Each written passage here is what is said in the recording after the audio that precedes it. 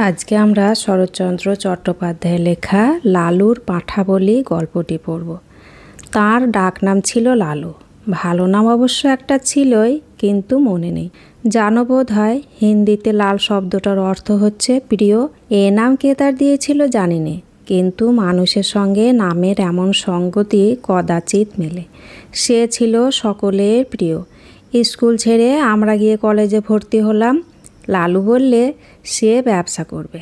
মায়ের কাছে 10 টাকা চেয়ে নিয়ে সে ঠিকাদারি শুরু করে দিলে। আমরা বললাম, লালু তোমার পুঁজি তো 10 টাকা। সে হেসে বললে, আর কত চাই, এই ঢের।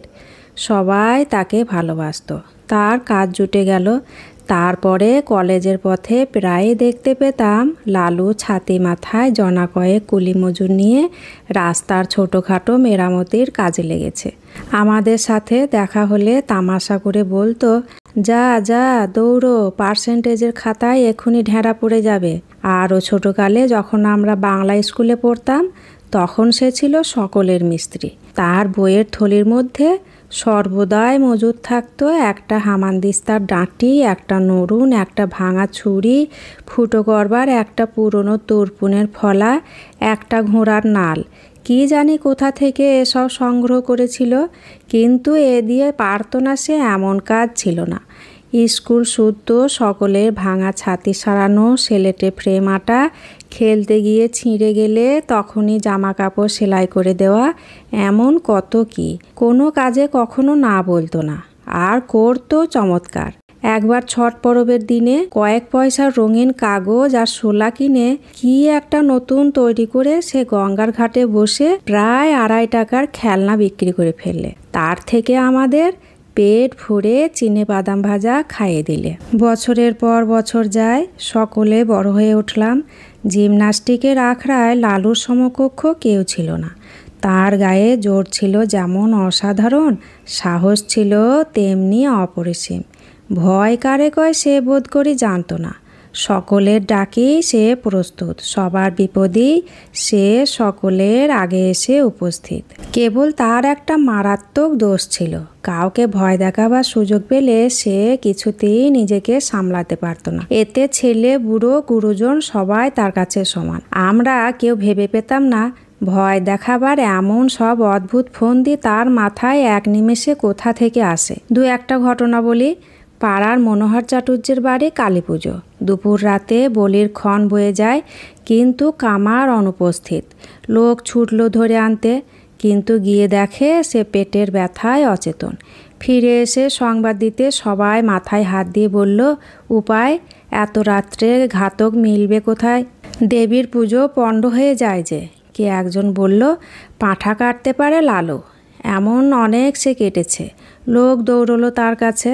লালু ঘুম ভেঙে উঠে বসলো, বলল, না না কি গো, দেবীর পুজোয় ব্যাঘাত ঘটলে সর্বনাশ হবে যে। লালু বললে, হয় হোক গে, ছোটবেলায় ও কাজ করেছি, কিন্তু এখন আর করব না। যারা ডাকতে এসছিল তারা মাথা করতে লাগলো। আর 10-15 মিনিট মাত্র সময়, তারপরে সব নষ্ট, সব শেষ। তখন মহাকালীর কোপে কেউ বাঁচবে না। লালুর বাবা এসে আদেশ দিলেন যেতে। বললেন, ওরা নিরুপায় হয়ে এসেছেন, না গেলে অন্যায় হবে, তুমি যাও। সে আদেশ অমান্য করার সাধ্য লালুর নেই। লালুকে দেখে চাটুর্য মশাইয়ের ভাবনা ঘুচল। সময় নেই। তাড়াতাড়ি পাঁঠা উৎসর্গিত হয়ে কপালে সিঁদুর, গলায় জবার মালা পরে হাঁড়ি কাঠে পড়ল। বাড়ি শুদ্ধ সকলের মা রবের প্রচণ্ড চিৎকারে নিরুপায় নিরীহ জীবের শেষ আর্তকণ্ঠ কোথায় ডুবে গেল। লালুর হাতের খড়গ নিমেষে ঊর্ধ্বতীত হয়ে আবার সজোরে নামল। তারপরে বলির ছিন্ন কণ্ঠ থেকে রক্তের ফোয়ারা কালো মাটি রাঙা করে দিলে। লালু ক্ষণকাল চোখ বুজে রইল। ক্রমশ ঢাক ঢোল কাঁসির সংমিশ্রণে বলির বিরাট বাজনা থেমে এলো। যে পাঁঠাটা অদূরে দাঁড়িয়ে কাঁপছিল, আবার তার কপালে চলল সিঁদুর, গলায় দুলল রাঙা মালা। আবার সেই হাঁড়িকাঠ, সেই ভয়ঙ্কর অন্তিম আবেদন, সেই বহুকণ্ঠে সম্মিলিত মামা ধ্বনি। আবার লালুর রক্তমাখা খাড়া উপরে চড়ে চোখের পলকে নিচে নেমে এলো। পশুর দ্বিখণ্ডিত দেহটা ভূমিতলে বার কয়েক হাত পা ছড়িয়ে কি জানি কাকে শেষ নালিশ জানিয়ে স্থির হলো। তার কাটা গলার রক্তধারা রাঙামাটি আরও খানিকটা রাঙিয়ে দিলে। ঢুলিরা উন্মাদের মতো ঢোল বাজাচ্ছে। উঠানে ভিড় করে দাঁড়িয়ে বহু লোকের বহু প্রকারের কোলাহল। সুমুখের বারান্দায় কার্পেটের আসনে বসে মনোহর চাটুর্যে মুদ্রিত নেত্রে ইষ্টনাম জপে রত। অকস্মাৎ লালু ভয়ঙ্কর একটা হুঙ্কার দিয়ে উঠল। সমস্ত শব্দ সারা গেল থেমে। সবাই বিস্ময়ে স্তব্ধ। এ আবার! লালুর অসম্ভব বিস্ফোরিত চোখের তারা দুটো যেন ঘুরছে। চেঁচিয়ে বললে, আর পাঁঠা কই?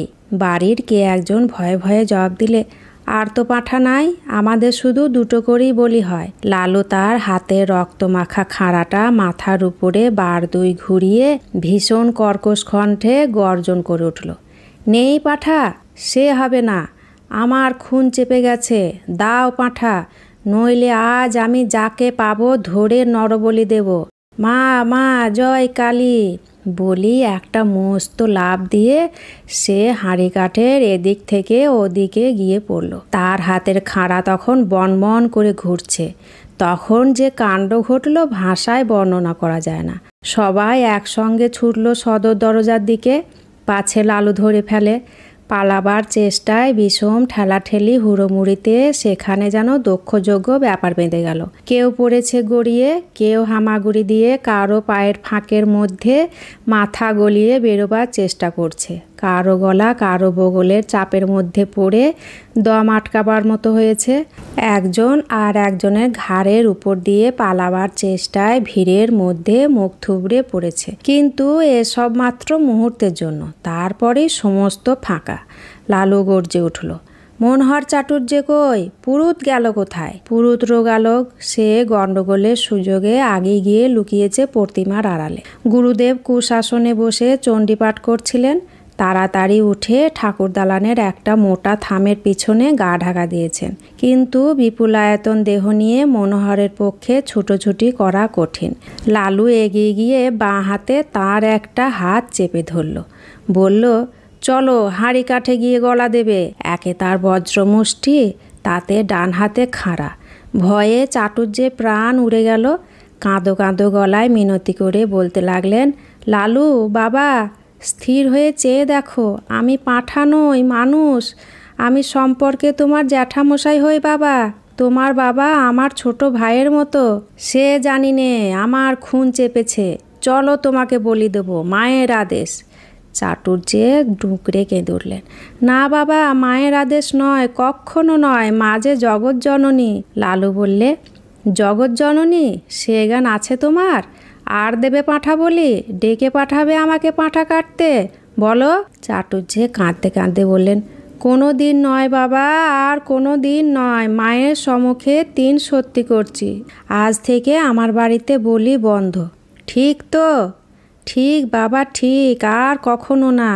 আমার হাতটা ছেড়ে দাও বাবা, একবার পায়খানায় যাব। লালু হাত ছেড়ে দিয়ে বললে, আচ্ছা যাও, তোমাকে ছেড়ে দিলাম, কিন্তু পুরুত পালালো কোথা দিয়ে?